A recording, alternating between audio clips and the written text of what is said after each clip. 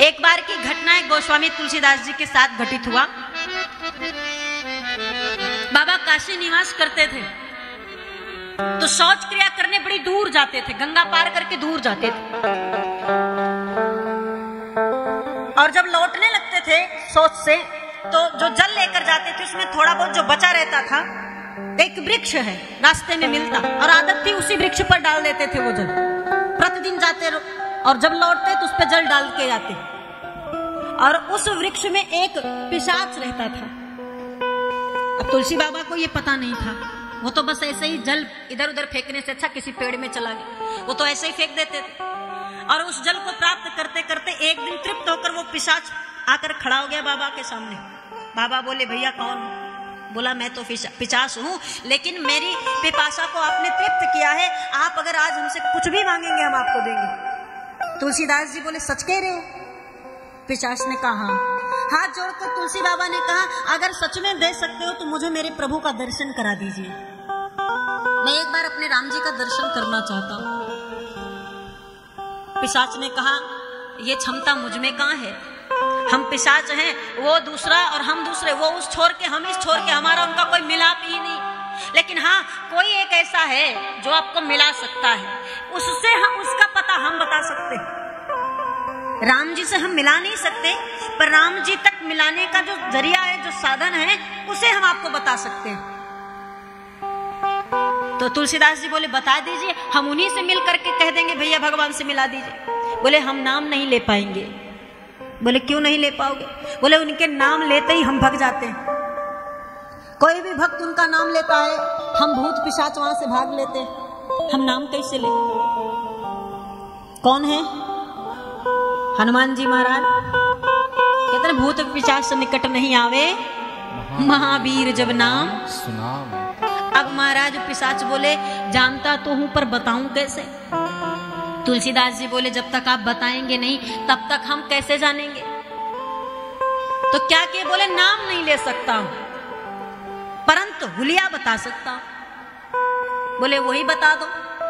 अब किसी व्यक्ति के बारे में आपको बताना, नाम नहीं ले सकते हो।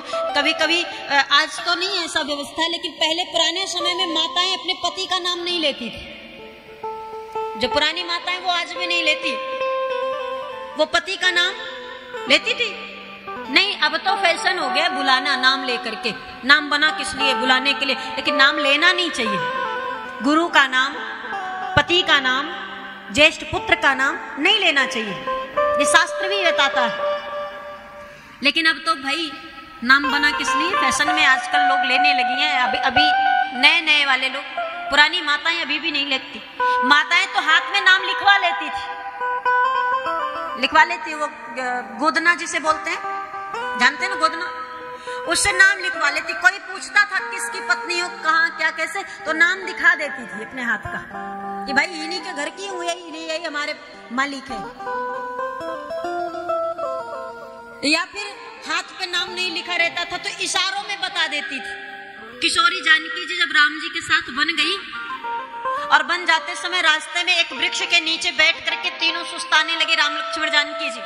तो कुछ गांव के लोग इकट्ठा होकर के पहुंच गए क्योंकि बड़े सुंदर लग रहे थे।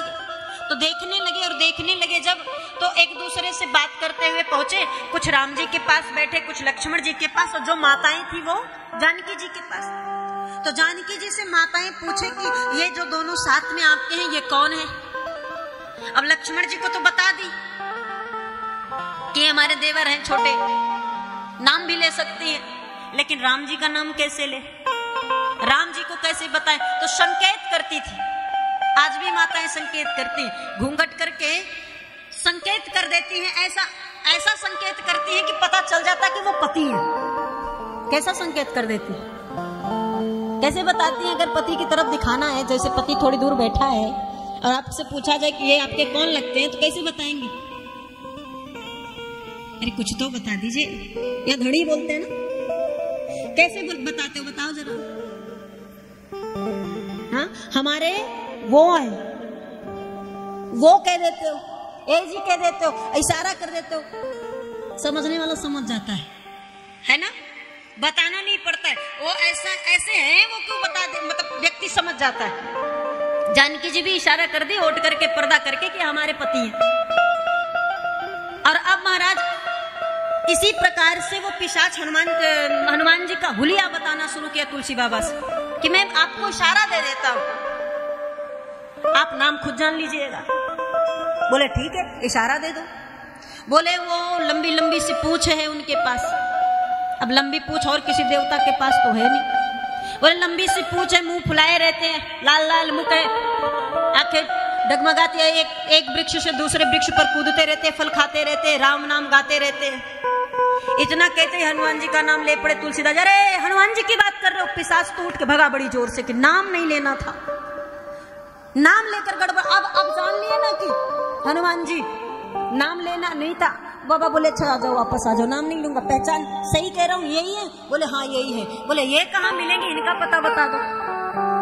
बोले इनका पता है राम कथा, कहीं भी राम कथा हो रही हो आप वहां चले जाइएगा, जो सबसे पहले आए और सबसे आखिरी में जाए समझ जाइएगा कि वही बैठे हैं, वही है, बस पांव पकड़ लीजिएगा। तुलसीदास जी बोले ठीक।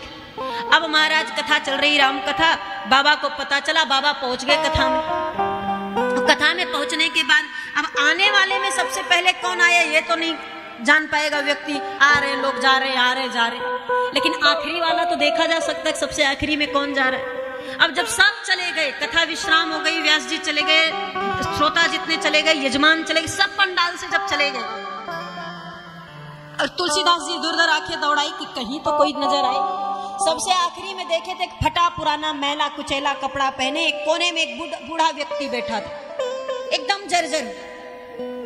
तुलसीदास जी विचार किए, सब जब चले गए तो ये क्यों बैठा है? तुलसीदास जी पास पहुंचे, बाबा क्यों बैठे हो? बोले क्यों, तुम जाओ हम चले जाएंगे। बाबा बोले आप जाओगे तब हम जाएंगे। अब तुलसीदास जी उस व्यक्ति से कहते कि जाओ, और वो व्यक्ति तुलसीदास जी से कहते कि तुम पहले जाओ।